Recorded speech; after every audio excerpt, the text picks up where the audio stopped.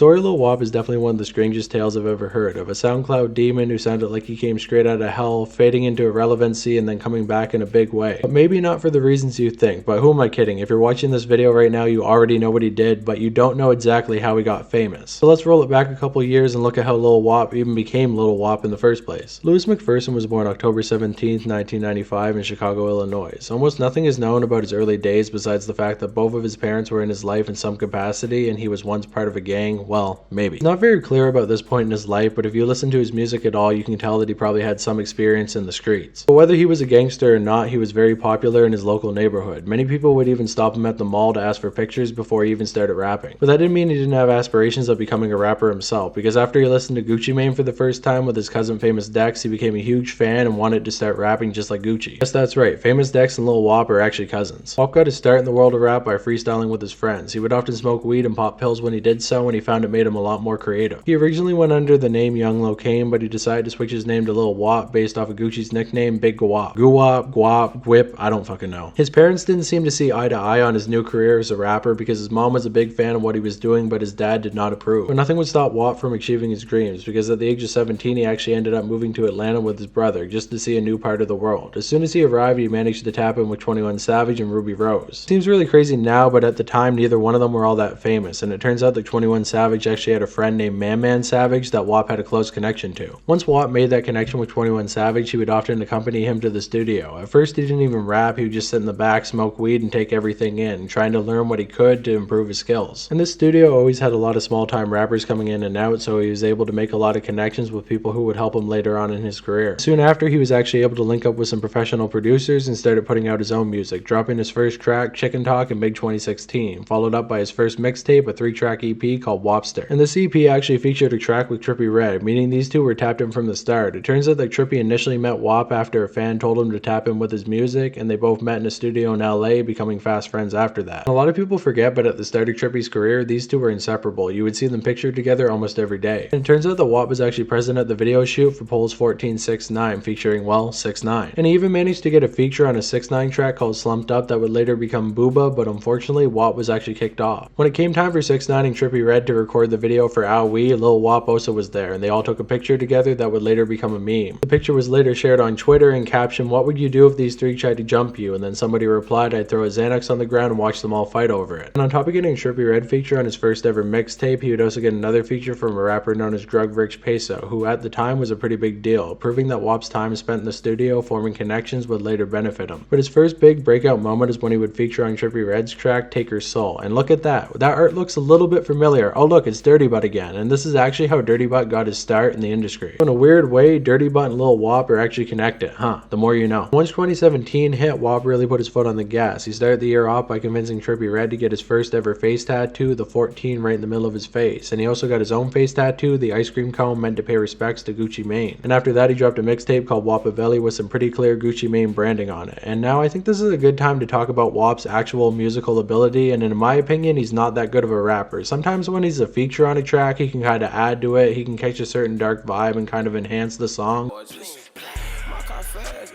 But his solo tracks, not good.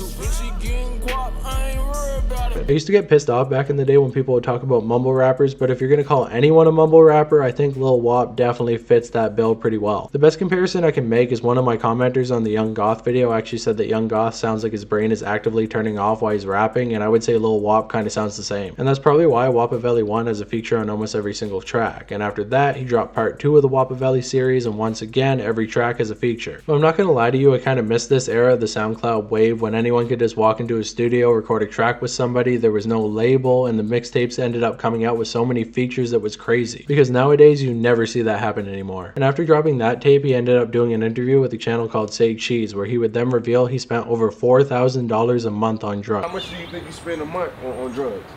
Probably like a cool 3-4 bands. It's no wonder the guy was dropping music at such a rapid pace. Next, he dropped his project Wake and Bake with a few big features like Famous Dex and Cuban Doll. So with 3 tapes under his belt, a bit of fame in the underground, and meme status alongside hanging out with Trippie Redd, he actually ended up landing a No Jumper interview. Trippie and WAP got to LA one night early and ended up inviting Adam out to a studio session where they recorded a track with Rich the Kid and Famous Dex that never ended up dropping. And honestly, whoever works at that LA studio really needs to leak that song because that sounds crazy. Once they recorded the interview, Trippie did the bulk of the talking and WAP kind of just faded into the background, only answering questions that were directly asked to him, not shining much light on the odd character's true personality. For WAP would get his time when he got a solo interview with DJ Small Eyes, where he seemed so strung out he could barely speak. I got my ears. He did tell a couple stories about his drug habits, claiming he had to smoke weed every day or he would lose his mind, and he also told a story about doing Molly in the studio and, well, losing his mind. And the worst story of all, where he was sipping lean, got in his car, fell asleep at the wheel, and almost got hit by a transport truck. Also, DJ Small Eyes made sure to get the important questions answered, where he asked about WAP's fucked up ear, and apparently WAP got an ear piercing that got infected. The more you know. Soon after that, Trippie and WAP released a World Star hip hop music video for their track Gleam, as well as 2 solo WAP tracks called Safe House and No Heart. After that came another mixtape called Picasso WAP, followed by his 3rd installment in the Wapavelli series. His first tape officially dropped under 1017, Gucci Mane's label, because WAP had officially signed a deal with him that same month. And of course, this was a huge deal for WAP because now he's finally going to get a chance to work side by side with his hero Gucci Mane. Unfortunately, just like many artists run labels, that didn't really end up happening, but he did get a feature from Gucci Mane on his track Paid in Full. And that's really the only feature on Wapavelli 3. Another notable track off this tape was the song Walkstar, which went on to get a Lyrical Lemonade music video that somehow still sits under 1 million views. He finally ended off 2017 by dropping a collab EP with Trippie Redd called Angels and Demons. And after 2017 ended, most of WAP's fans agree that his music started to really suffer. Even with back-to-back releases all through the year, it seemed like he cared about each tape, but after 2018 started, the mixing on these projects really started to go downhill. I'm not sure exactly why this happened. Maybe he moved away from those studios that were really helping him out, or maybe it's because he went to Chicago not long after this, but for some reason WAP's music just wasn't hitting the same. Once 2018 started, Lil WAP dropped a project called Wapavelli 4 with a single feature from an artist named Lil Adolf. He then continued to promote that project with further World Star music videos for tracks like Air Force and Ghoul. His second project was Silent Hill, which once again featured only one artist, being Lil Adolf. In mid 2018, Lil WAP ended up getting arrested alongside Trippie Redd for getting into a fight with another rapper, and after that you never really seen the two together all that much. Not long after that, WAP got fed up with his 1017 deal. It seems like when he signed, he expected Gucci to be his mentor and watch over his entire career, but instead he only received one feature and not a whole lot else. Oh God, nigga not mad, nigga not none of that shit, bro. Just let me out this weak ass contract, bro. Period, bro. He ended up making a couple videos on the label saying that he wanted out of the deal. Go up, let me out this weak ass management deal. Alamo, get y'all shit together, bro. You don't give a fuck of what I got going on. That nigga sitting back chilling too.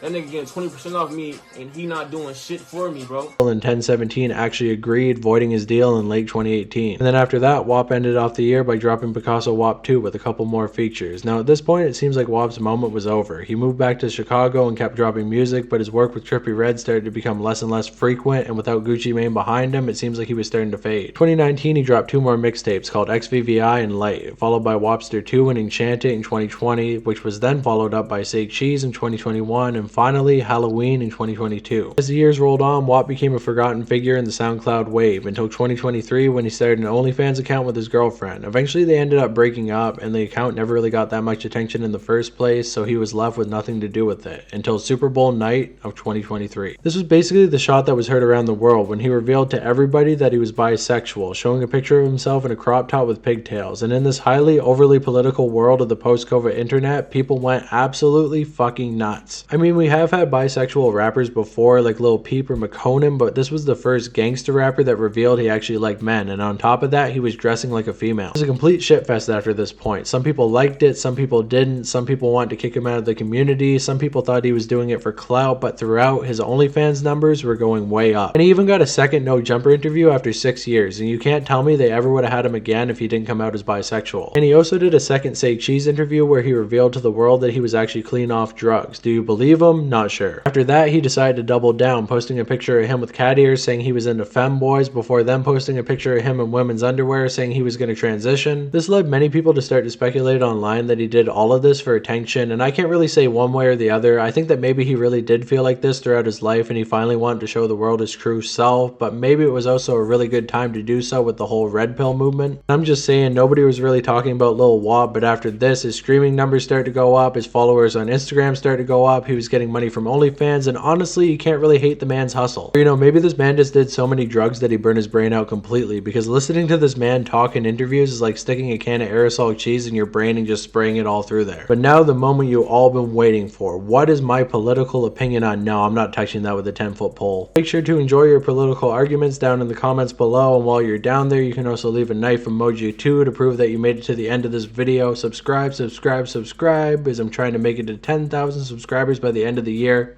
Can it happen? Who knows? And finally, I got an Instagram account. I got a second channel too if you want to check that out. I do interviews and a whole lot of cool stuff on there. And finally, I got a Discord server. If you want to join and talk to me, you can do that as well. But with all that said, thank you guys so much for watching. Talk to you next time.